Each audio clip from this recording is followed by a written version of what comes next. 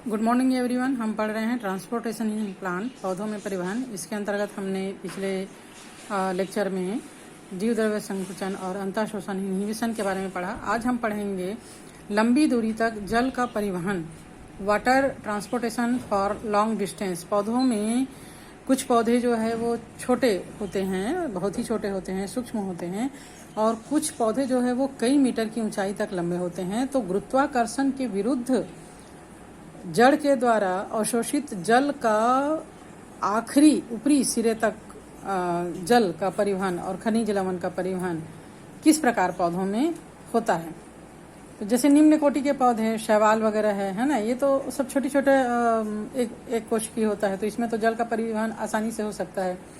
लेकिन उच्च श्रेणी के पौधों में इस कार्य के लिए, यानी गुरुत्वाकर्षण के विपरीत ऊपरी सिरे तक जल का परिवहन के लिए, मूल तंत्र या रूट सिस्टम और उसके मूल रोम युक्त शाखाएं जमीन के अंदर, मिट्टी के अंदर, मृदा के अंदर इधर उधर फैली रहती है, और ये जल का अवशोषण करके जाइलम के द्वारा पौधों के विभिन्न अंगों तक पहुंचाती है। ठीक। देन जल का महत्व क्या है पौधों के लिए? भाई जीव जगत है, यानी जीवन के लिए जल जो है वो बहुत जरूरी है। सबसे पहले अगर हम पौधों की बात करें तो प्रकाश संश्लेषण के लिए, है ना, और भी जितनी भी अन्य जैविक क्रियाएं हैं, उपपचयी क्रियाएं हैं, मेटाबॉलिक रिएक्शंस हैं, सभी के लिए जल जरूरी होता है, आवश्यक होता है। जीव द्रव्य में होने वाली सामान्य क्रिया जैसे कि श्वसन है, उत्सर्जन है, इन सभी के लिए जल जो है वो आवश्यक होता है।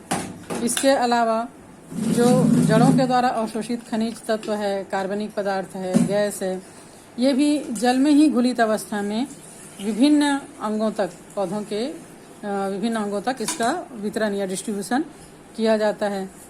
पौधों को दृढ़ता प्रदान करने के लिए, पौधा, आप लोगों ने देखा होगा कि अगर पौधों को हम 2-4 दिन पानी ना दें, छोटे पौधे, तो वो मुरझा जाते हैं, मेल्टिंग हो जाता है इनमें, है ना। तो जैसे ही हम पानी देते हैं, पौधा जो है वो तन के बिल्कुल अच्छे से हरा भरा हो जाता है। तो पौधों से तने में या दृढ़ता प्रदान करने वाले जो भी अंग है उनमें भी दृढ़ता प्रदान होता है। जल की उपस्थिति के कारण ही होता है। जल के उपस्थिति के कारण ही ये सैचुरेटेड हो जाते हैं। पौधों की कोशिकाओं में स्फीति या टर्जिडिटी प्रदान करने में, पौधों की वृद्धि के लिए, ग्रोथ के लिए, बीज के अंकुरन के लिए, आप सूखे बीज को सूखे जमीन में डाल दो तो कभी अंकुरित नहीं होगा जब तक आप उसमें पर्याप्त मात्रा में पानी को सिंचित न करो। तो बीजों के अंकुरन के लिए पानी जो है वो अति आवश्यक है। ठीक है। इस प्रकार पौधों के विभिन्न कार्यों के लिए जल बहुत ही आवश्यक है। तो अब प्रश्न ये उठता है कि पौधे जल को किस प्रकार अवशोषित करते हैं और किस प्रकार इतनी ऊंचाई तक जाइलम के द्वारा इसे पहुंचाया जाता है। तो जल के द्वारा, पौधों के द्वारा जल का अवशोषण की क्रियाविधि के लिए क्रैमर ने 1949 में ये प्रस्तावित किया था कि ये क्रिया 2 विभिन्न लेकिन स्वतंत्र प्रकार से हो सकती है।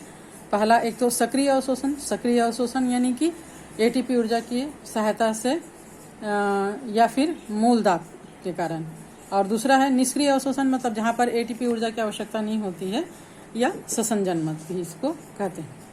तो सबसे पहले हम पढ़ते हैं सक्रिय अवशोषण मत या मूल दाब मत कॉन्सेप्ट, है ना, या हाइपोथेसिस या थ्योरी, जो भी हो आप कह सकते हैं, वो क्या होता है।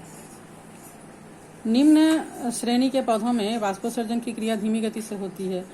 जल जो है वो वायुमंडल में धीमी गति से वेपोरेट होते हैं, और पौधे ऐसी भूमि में उगते हैं जहाँ पर नमी की मात्रा अधिक होती है। इनमें अवशोषण की क्रिया मूल क्षेत्र से ही आरंभ होती है। इस क्रियाविधि में जड़ की जो मेटाबॉलिक रिएक्शंस है या प्रोसेस है, उससे उत्पन्न ऊर्जा का उपयोग होता है। इसी क्रिया को सक्रिय जल अवशोषण कहा जाता है। इस प्रकार के अवशोषण में तने से इसका कोई संबंध नहीं होता है। और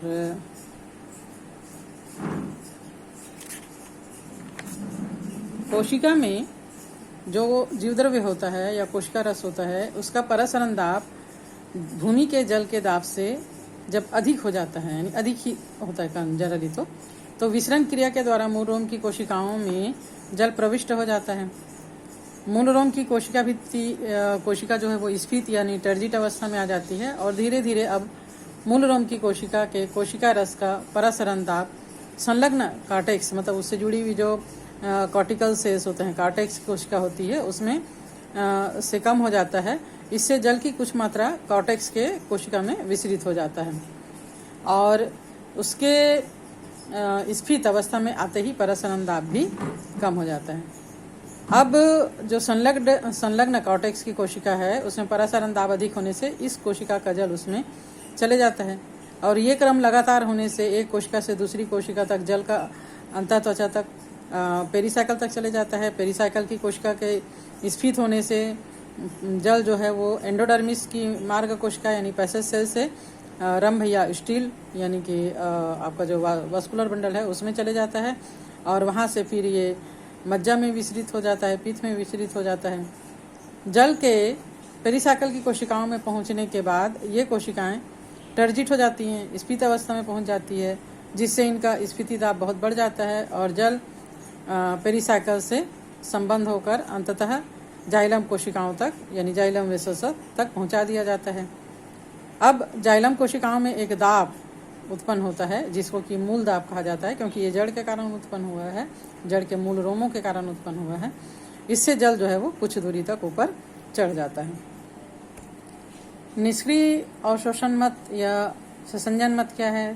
थ्योरी ऑफ पॉजिटिव एब्जॉर्प्शन और कोइज्म थ्योरी। इस मत के अनुसार जल अवशोषण की क्रिया मूल क्षेत्र में न होकर प्ररोह या शूट क्षेत्र में खासकर पत्तियों से प्रारंभ होता है, जहाँ पर पौधों में वाष्पोत्सर्जन की क्रिया तेजी से चल रहा होता है। इसे ही निष्क्रिय अवशोषण कहा जाता है, क्योंकि इसमें एटीपी ऊर्जा की आवश्यकता नहीं होती और ये क्रिया पौधे की मृत्यु के उपरांत भी कुछ समय तक चलती ही रहती है। इस प्रकार का अवशोषण परसरण एवं परसरणी प्रवणता के कारण होता है। ये जल अवशोषण की मुख्य क्रियाविधि है। इससे कुल अवशोषित जल की लगभग 98% की आपूर्ति होती है और इस क्रिया की जो मुख्य बातें हैं वो ये है कि प्ररोह की ऊपरी भाग से वाष्पोत्सर्जन के द्वारा जल का खिंचाव होता है। जब जैसे जैसे वाष्पोत्सर्जन क्रिया ज़्यादा होती है जल का खिंचाव ऊपर की ओर होता जाता है।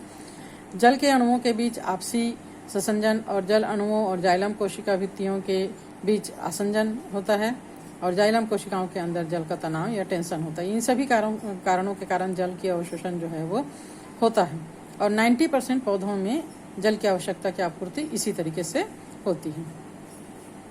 इस क्रिया में सबसे पहले वाष्पोत्सर्जन द्वारा रंध्र या स्टोमेटा से जल जो है वायुमंडल में चले जाता है, निष्कासित हो जाता है, जिससे स्टोमेटा के जो गार्ड सेल्स हैं या द्वार कोशिकाएं हैं उनकी परसरण सांद्रता यानी ऑस्मोटिक कंसंट्रेशन और विसरण दाब न्यूनता बढ़ जाती है।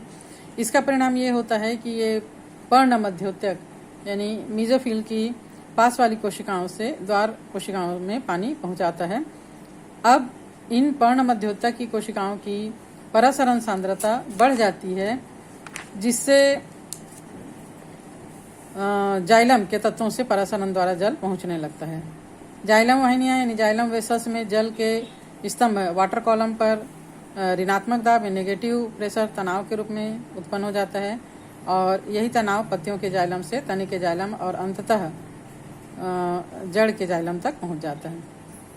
ऊपर खींचे गए जल की कमी को दूर करने के लिए जड़ के जाइलम तत्व अब अंतः त्वचा से यानी एंडोडर्मिस से जल खींचने लगते हैं। इस श्रृंखला के अंतः त्वचा की कोशिकाओं को वलकुट यानी कॉर्टेक्स की कोशिकाएं और वलकुट की कोशिकाओं को बाह्य त्वचा यानी एपिडर्मिस की कोशिकाएं और मूल रोम जल प्रदान करता है। मूल रोम की परसरण सांद्रता जल के मुक्त हो जाने से बढ़ जाता है। मृदा जल की सांद्रता मूल रोम के कोशिकाओं की अपेक्षा कम होने से जल मूल रोम में प्रवेश करने लग जाता है। इस प्रकार जल अवशोषण करने वाले चूसन बन यानी सक्सेशन फोर्स की उत्पत्ति वाष्पोत्सर्जन क्रिया से पत्तियों के होता है और पत्तियों से लेकर मूल रोम तक विसरण दाब न्यूनता की प्रवणता यानी डिफ्यूजन प्रेशर डिफिक्ट ग्रेडियंट के चलते ये अवशोषण हो जाता है। इस क्रिया में जड़ केवल अवशोषण का अंग और रास्ते के रूप में कार्य करता है और निष्क्रिय भूमिका निभाता है। इस प्रक्रिया को निष्क्रिय जल अवशोषण कहा जाता है। तो आज हम इतना ही पढ़ेंगे। नेक्स्ट डे हम आगे का चैप्टर पढ़ेंगे।